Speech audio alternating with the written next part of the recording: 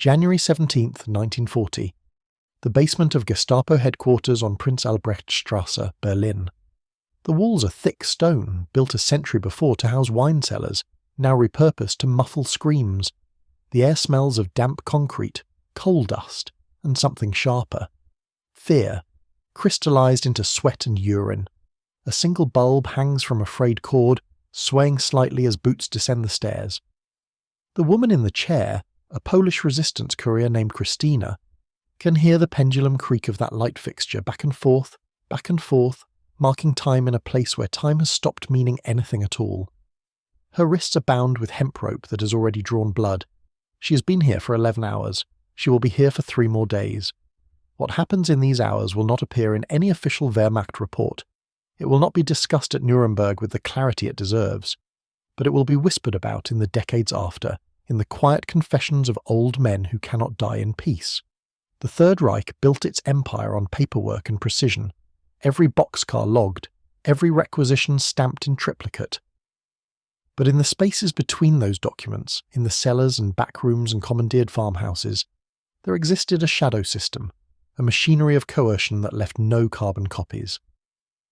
By early 1940, as the Wehrmacht consolidated its hold over Poland and prepared for the spring invasion of France, the Gestapo and Abwehr intelligence services faced a growing challenge.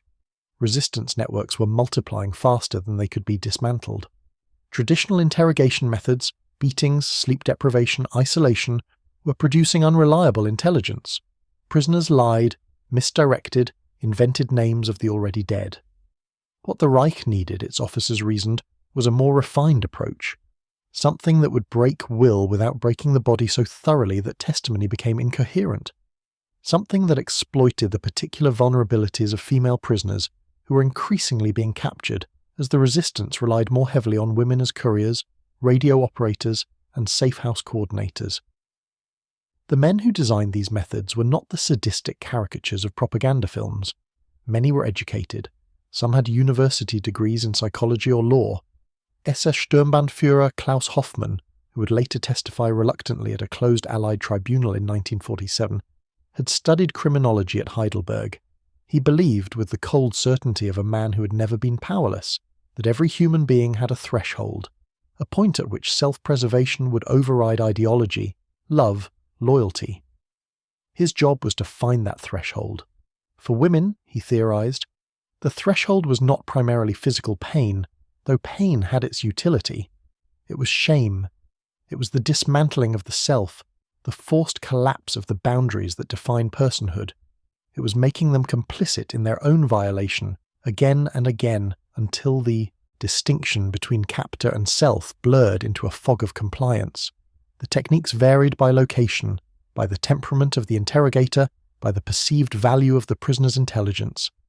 But patterns emerged, documented in fragments, in the diary of a Wehrmacht officer who could not reconcile what he witnessed with his sense of honour. In the coded letters Polish prisoners managed to smuggle out through sympathetic guards. In the post-war testimonies of men who spoke only when dying, as if confession could lighten a soul already measured for hell. The methods were designed to leave few marks, stripping prisoners naked under the pretense of searching for contraband, then conducting interrogations in that state for hours, sometimes days, forcing women to stand or kneel in stress positions while male guards made explicit comments about their bodies, their families, their futures.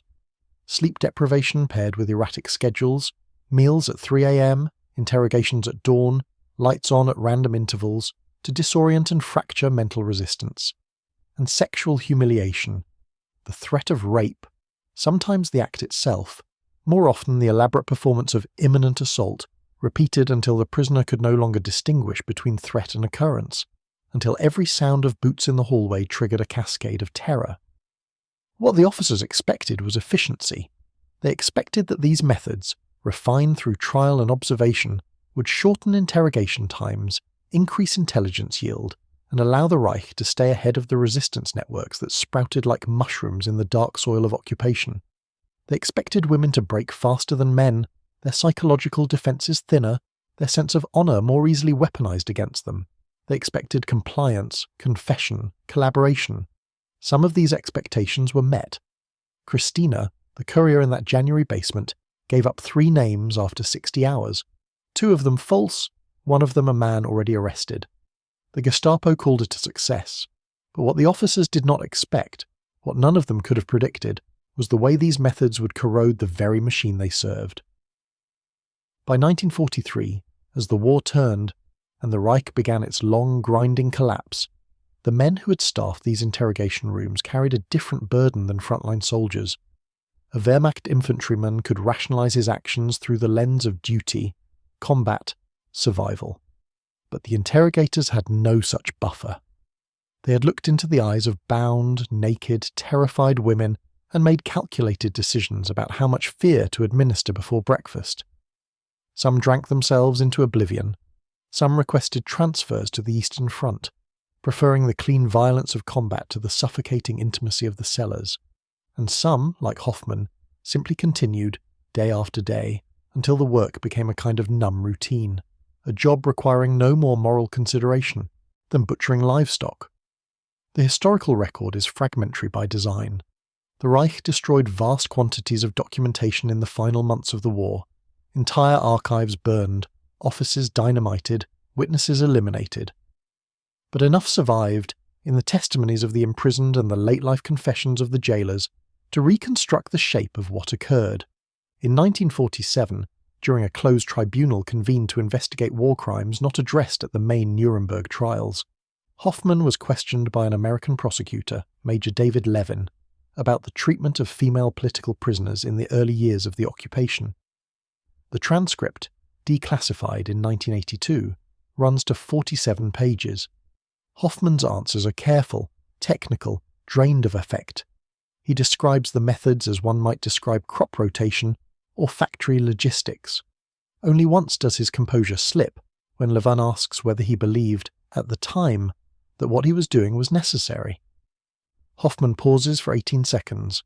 The court stenographer notes the silence before answering. We believed many things that were not true. This is not a story about whether these methods produced useful intelligence.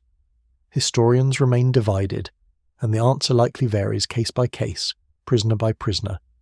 This is a story about the corrosion of certainty, about men who entered those rooms believing in the righteousness of their cause and the efficacy of their methods, and who left, years later, if they left at all, hollowed out by the knowledge of what they had done and how little it had mattered. Because by 1945 the Reich was ash and rubble, and all the confessions extracted in all the basements of occupied Europe had not altered the trajectory of a war decided by industrial capacity, strategic depth, and the will of populations who refused to be cowed.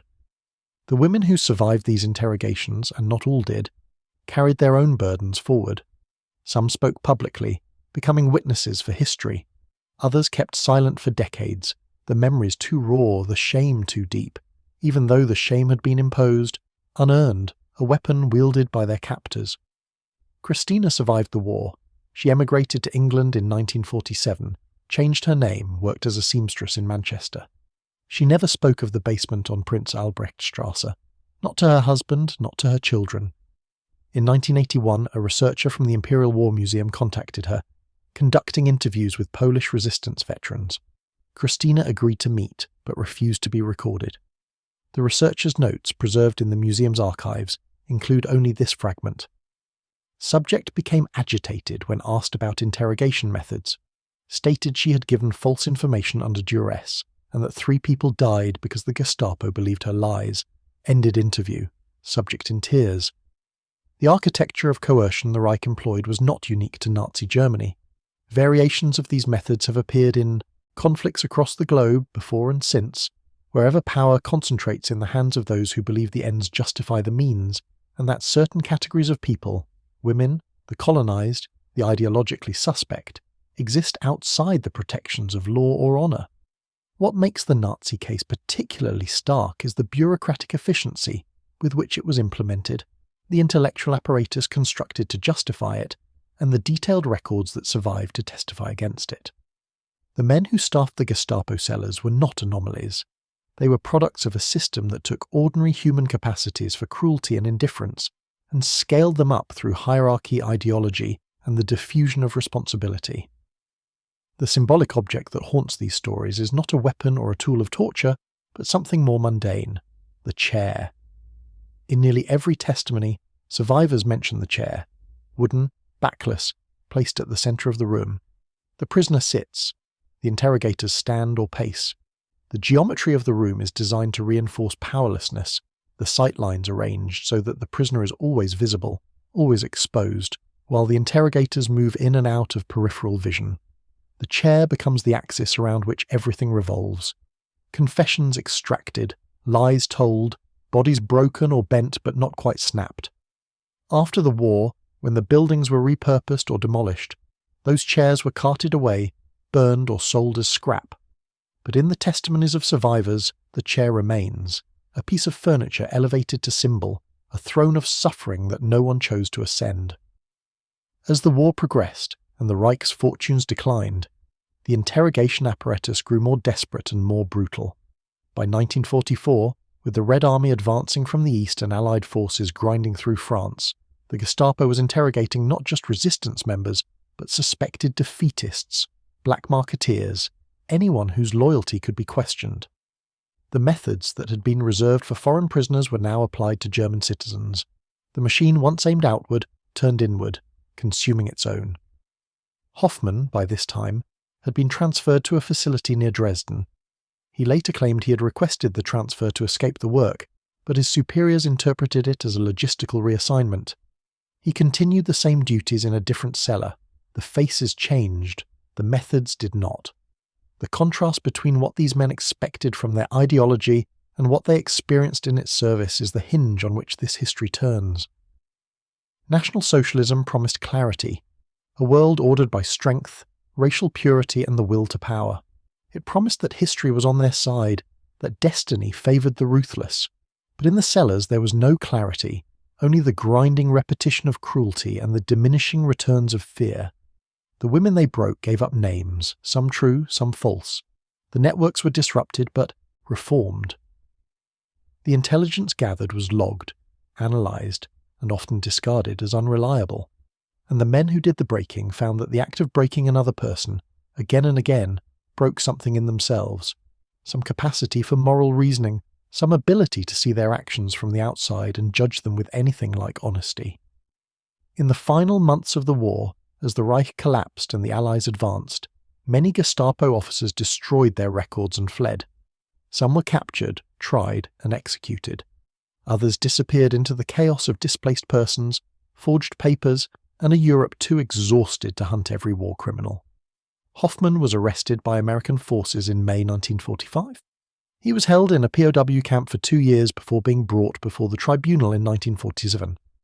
The charges were war crimes related to the mistreatment of prisoners, but the evidence was thin.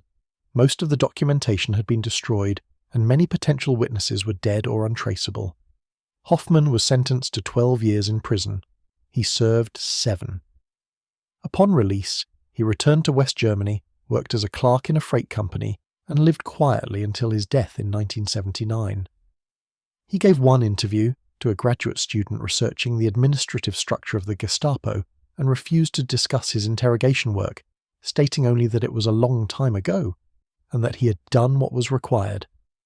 The women who were subjected to these methods, those who survived, faced a different kind of silence. Post-war Europe had little patience for stories of sexual humiliation and gendered violence. The focus was on military heroism, strategic turning points, the industrial horror of the death camps. The interrogation cellars, where women were broken without being killed, where the violence was psychological and sexual rather than explicitly genocidal, did not fit neatly into the dominant narratives of the Holocaust or the war's moral accounting. Many survivors internalized the shame their captors had tried to impose, believing against all reason that they were somehow complicit in what had been done to them. This is the final cruelty of such methods. They outlive the captor, embedded in the psyche of the victim, a ghost that whispers, "You deserved this. You are tainted. You are broken." But some spoke. In the decades after the war, as feminist movements began to reframe sexual violence as a tool of war rather than a private shame, some survivors found the language and the audience to tell their stories. Oral history projects, academic research, and truth commissions slowly built a record of what had occurred in those rooms. The accounts are difficult to read. not because they are graphic in the sensational sense, but because they are relentless in their specificity.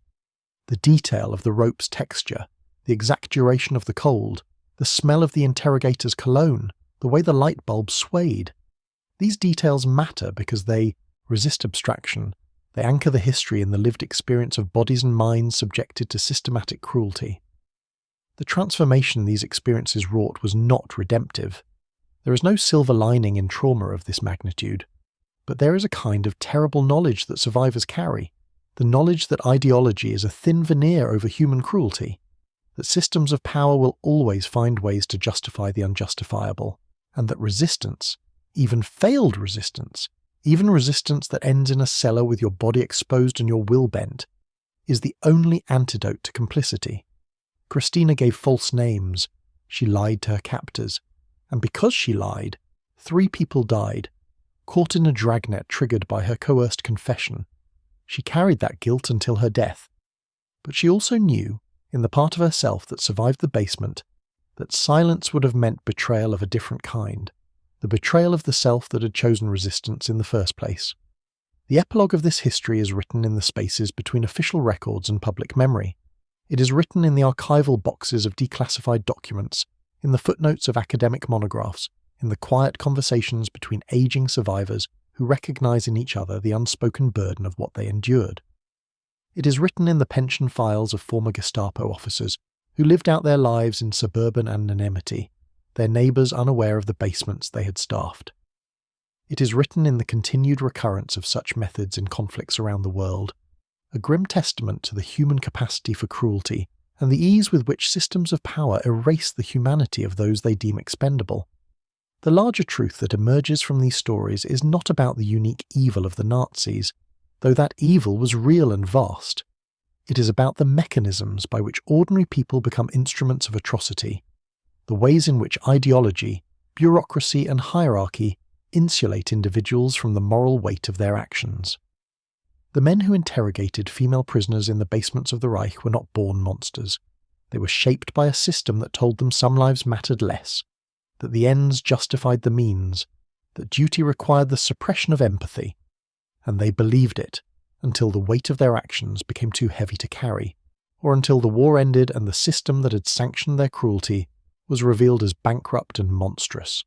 Freedom, in this context, is not the triumphant liberation of the Allied armies, though that liberation was real and necessary. Freedom is the capacity to choose resistance even when the cost is unbearable, to retain some core of selfhood even when subjected to methodical dehumanization. The women who sat in those chairs, who endured the calculated erosion of their dignity, who gave names under duress and lived with the consequences, they knew a kind of freedom that their captors never would. The freedom that comes from having been tested beyond endurance and discovering that some part of the self remains inviolate, unreachable, a spark that no amount of cruelty can fully extinguish. This is not a story with a neat moral or a satisfying conclusion. History rarely provides such comforts. It is a story about what happens when power is concentrated, when ideology overrides ethics, when the machinery of the state is turned toward the breaking of human beings. It is a story told in fragments and silences, in the things survivors could say and the things they could not, in the evasions of perpetrators and the patient work of historians trying to reconstruct truth from the wreckage. And it is a story that demands to be remembered, not because remembering will prevent such atrocities from recurring, history suggests otherwise, but because forgetting ensures they will recur with even less resistance, in a world that has lost the language to name what is being done and the will to oppose it. The basement on Prinz-Albrecht-Strasse is gone now, demolished in the 1950s. The site later turned into a memorial and documentation centre. Visitors walk through rooms filled with photographs and documents, the sanitized archive of atrocity. But no plaque marks the exact spot where Krystyna sat for 3 days, where the light bulb swayed and the rope cut into her wrists. Some histories are too intimate, too specific, too saturated with pain to be contained by memorials. They live instead in the testimonies that almost no one gave, in the confessions extracted and the confessions withheld, in the knowledge that every system of power constructs its own cellars, its own machinery of coercion, and calls it by some name other than what it is. The men who ran that machinery are mostly dead now. The women they broke are mostly dead too. But the structure remains. the blueprint for how to dismantle a person without killing them, how to extract compliance through the systematic application of shame and fear. It remains because it is effective, because it leaves fewer visible scars than physical torture, because it exploits vulnerabilities specific to gender and power and the socialization of bodies. And it remains because we have not yet built a world where such methods are unthinkable, where the ideology that justifies them is recognized immediately as the moral bankruptcy it is. Hoffman's final words to the tribunal in 1947 before sentencing were brief. "I followed orders. I believed we were protecting the Reich." It is the classic defense, the refuge of functionaries across history. But in the context of the cellars, the interrogation rooms, the systematic humiliation of bound and terrified women, the words ring hollow. Not because following orders is irrelevant, hierarchy and obedience are powerful forces, but because at some point, in the quiet of those rooms, every interrogator made choices. Choices about how much to escalate, how far to push, whether to pause or proceed. The Reich did not require every specific act of cruelty. It created the conditions and provided the permission, but the implementation was individual, shaped by the biases and capacities and moral failings of the men who turned keys in locks and stood over women in chairs and decided moment by moment what to do next. The abundance that defines the contrast between the totalitarian Reich and the democratic allies is not material but moral. It is the abundance of legal protections, of systems, however imperfect, that constrain state power, of cultural norms that recognize the dignity of persons even in captivity. The Allies were not saints. Their own prisons held brutality. Their own intelligence services crossed ethical lines. But there was a difference in degree and in kind, a difference that mattered in the cellars where women waited for boots on stairs. That difference was the possibility of accountability, the existence of frameworks that said some acts are impermissible, regardless of the intelligence they might yield. The Reich had no such frameworks. It had ideology that subordinated all other values to the survival and expansion of the state, and in that subordination, it built cellars and filled them with the screams it told itself were necessary. 55 years after the war ended, a team of archaeologists excavating the site of the former Gestapo headquarters discovered a layer of basement flooring that had survived demolition. They found the anchor bolts for chairs, rusted but intact. They found etchings in the stone walls, names and dates scratched with fingernails or improvised tools. They found a piece of rope, hemp frayed at both ends. These objects were catalogued, photographed, and placed in the Documentation Centre's collection. They sit in archival storage now, small and mundane, the physical remnants of history that exceeds all attempts at representation. The chair bolts hold no memory, the rope cannot testify, but they are evidence that it happened, that the testimonies were not exaggerations or fabrications, that women sat in those chairs and were subjected to methodical cruelty by men who believed they were serving a higher purpose. The final truth, if there is such a thing in a history this dark, is that ideology is a toxin that makes the unbearable seem necessary and the inexcusable seem justified. The men who staffed the Reich's interrogation rooms were poisoned by it, their capacity for empathy and moral reasoning corroded by a worldview that divided humanity into the deserving and the expendable. And when the poison wore off, in the years after defeat, they were left with the unadorned reality of what they had done, stripped of the justifications that had made it possible. Some could not bear it and drank themselves to death or ate bullets.